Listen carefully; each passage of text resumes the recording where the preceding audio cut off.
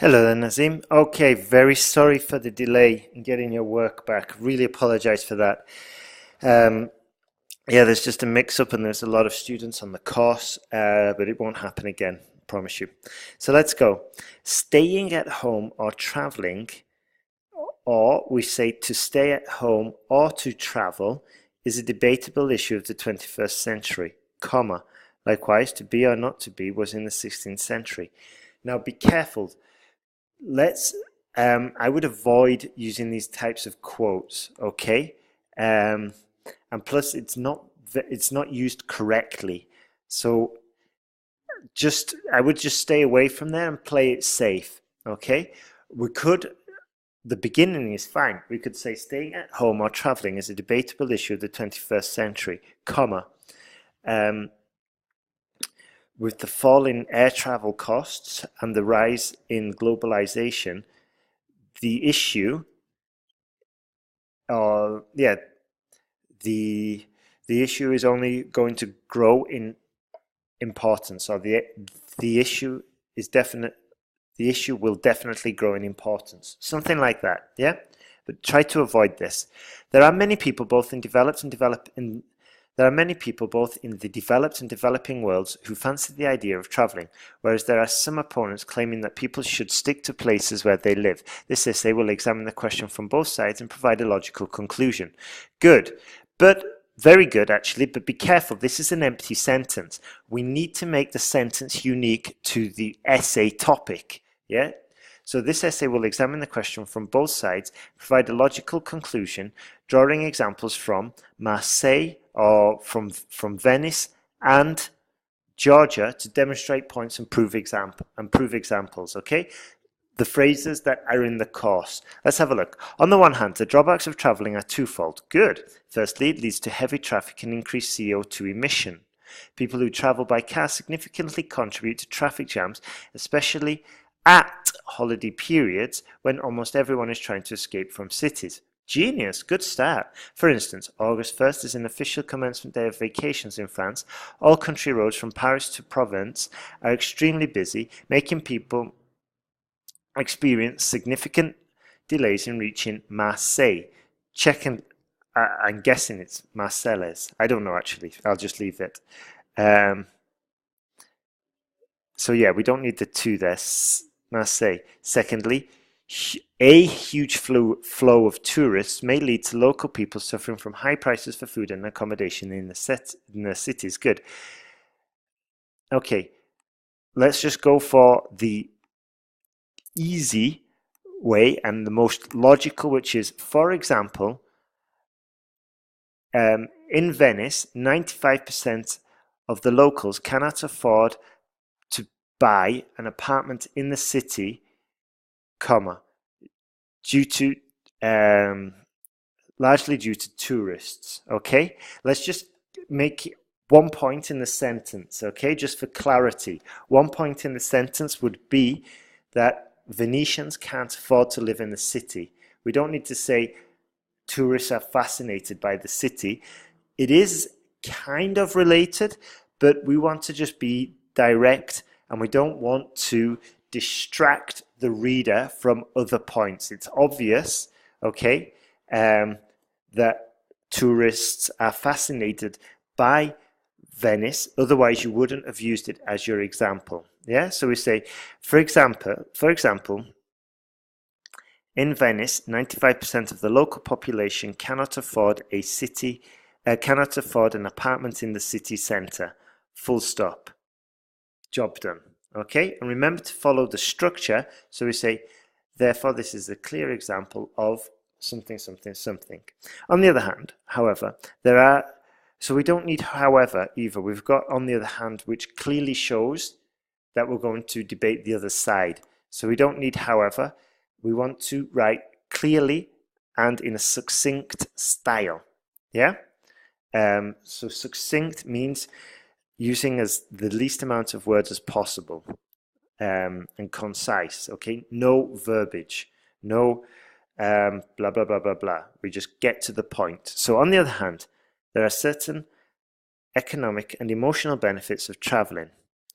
Economical, the The economical rise of regions popular among tourists may even boost a country's, okay, Saxon genitive, GDP growth. Full stop. Good. For instance, the income generated by travelers in Georgia increases its annual economic growth by roughly 5% on average. Good. Furthermore, travelers experience positive changes in mood by moving to places other than they live. Good. Extreme journeys such as going through jungles or climbing wild mountains in the middle of nowhere are becoming more popular as people feel themselves being intrepid or feel themselves becoming intrepid explorers and enjoying a sense of adventure. So look at the paragraph, look at the module about parallelism. It's near the end of the course because this was the perfect opportunity to introduce parallelism as I just did there.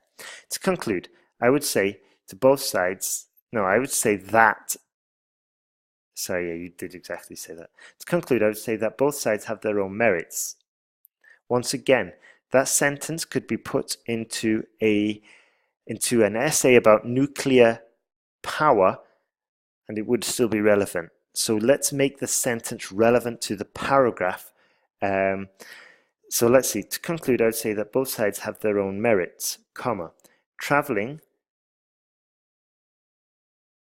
Okay, so once again, look here. All of this, the first half of the next sentence is also empty.